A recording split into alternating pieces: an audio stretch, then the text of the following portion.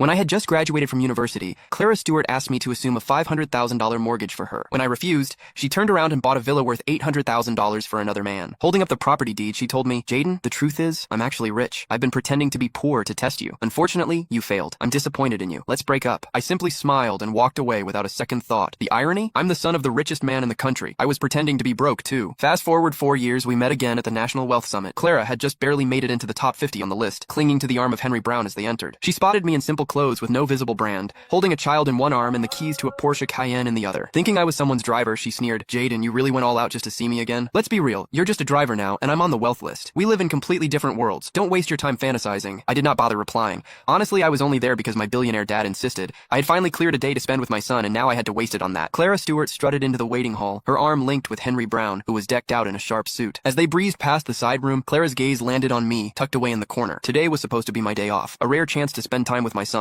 However, my father, Jim Lawrence, had roped me into attending the Wealth Summit. With my wife out of town, I had no choice but to bring my kid along, planning to duck out after a brief appearance once the meeting kicked off. I was dressed down in comfy clothes, jingling the Cayenne keys to keep my son entertained. To Clara, I must have looked like a hot mess, playing chauffeur and babysitter all at once. She made a beeline for me, her voice dripping with scorn as she said, "Jaden, look at you, running errands for others. You're nothing without me. What a shame that you couldn't pass my test. You could have been the one by my side." She squeezed Henry's hand as she went on. "However, hey, I should thank you. You made it possible for me to find someone who really loves me." Henry flashed her a soft, reassuring smile. "Jaden's probably kicking himself now. Poor guy can't spot a good thing when he sees it. He got what he deserved, though. No surprise he's ended up this way." He turned to a staff member walking by. "We've got VIPs here today. How can you let just anyone in? What if there's trouble? Are you ready to handle that? Go on, get this driver out of here." Little did they know my simple outfit was tailor-made by top-notch designers. I had been so swamped taking over my father's company over the last couple of years that I had not been around much. They had not seen me, and based on their shallow take on my looks, they fell for Henry's story hook, line, and sinker. The staff's voice was icy as they said, "Sorry, sir, this area is for authorized personnel only." I stood my ground, my voice steady, saying, "I'm here for the summit too. I have every right to be here." They paused, probably recalling those quiet types who turn out to be somebody important, and decided not to mess with me. Clara, on the other hand, burst into laughter like she had heard the funniest joke ever. "Ha! You? A college kid scraping by on scholarships is on the wealthy list? That's a good one. And you claim you're here for the summit? Is your name even on the list?" My name was not there, of course. The Lawrence family had put my father's name down. It would not switch to mine until his retirement this year. Clara saw my hesitation and turned to the staff, smirking. "This guy? He could have been my husband if he'd passed my little test back in the day. Poor people will always be just that, obsessed with money, blind to the big picture,